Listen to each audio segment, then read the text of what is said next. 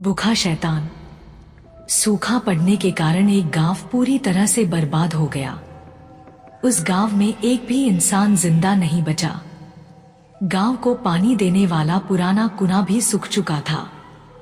एक रात उस कुएं के अंदर से आवाज आने लगी।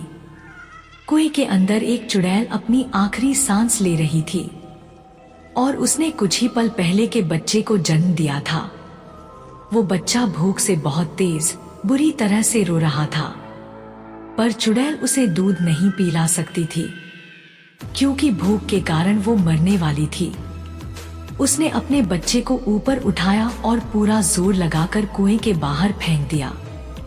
वो बच्चा कुएं के बाहर जमीन पर गिरा, पर वो बच गया।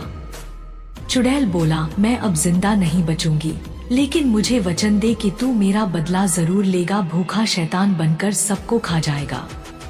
चुड़ैल की बात खत्म होते ही कुएं के पत्थर हिलने लगे और बच्चे का रोना और भी बढ़ गया। कुएं के सारे पत्थर एक एक कर अंदर चुड़ैल पर गिरने लगे।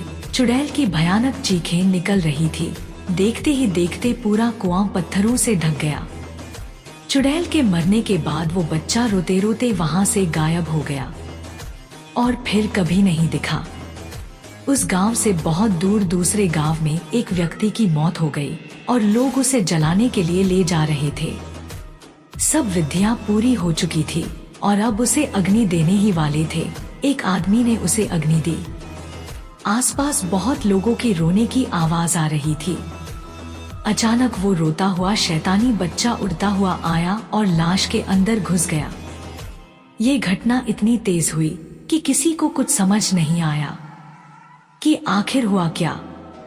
पर थोड़ी देर बाद लकड़ियां जलने लगी, पर लाश पर कुछ असर नहीं हो रहा था। वहां के सारे लोग डरने लगे। सारी लकड़ियां जल जाने के बाद वो लाश अपने आप उठने लगी, पर उसके पैरों पर वो लगी हुई आग वैसी ही थी। लाश उठकर खड़ी हो गई और उस लाश ने शैतानी रूप ले लिया और उसे देखकर वहां के सारे लोग डरकर भागने लगे। शैतान ने बोला, खाना चाहिए, खाना चाहिए। उस मरे हुए आदमी में चुड़ैल के बच्चे ने प्रवेश कर लिया था और अब वो भूखा शैतान बनकर अपनी माँ का बदला लेने आया था। उस शैतान ने जली हुई लकड़ियां खा ली और अब वो किसी इंसान को खाने के लिए भागने लगा। उसने एक आदमी को पकड़कर उठाया और अपने पैरों में लगी आग से जलाने लगा। उसका शरीर पूरी तरह से जल जाने के बाद शैतान उसे खा गया। शैतान गांव पर किसी मुसीबत की तरह टूट पड़ा और उसने किसी को नहीं छोड़ा। औरतें, बच्चे, बूढ़े, जवान सबको जलाकर खाने लगा। चारों तरफ गांव वालों की चीखें सुनाई देने लगी। कुछ देर बाद पूरा गांव शांत हो गया क्योंकि सबको इस शैतान ने खा लिया था, पर वो अब भी भूखा था। वो अपने आसपास देखने लगा, जोर से चिल्लाने लगा। ऐसी भयानक आवाज सुनकर पेड़ के पीछे छुपा एक आदमी वहां से भागने लगा और तभी शैतान की नजर उस इंसान पर पड़ी। शैतान ने उस भागते हुए इंसान को देख लिया। वो इंसान और तेजी से भागने लगा, पर शैतान का मुकाबला नहीं कर पाया और वो पकड़ा गया। शैतान ने बोला, तुम इस गांव में अकेले ही बचे हो या और भी कोई है? आदमी ने बोला, मुझे कुछ नहीं पता, मुझे छोड़ दो।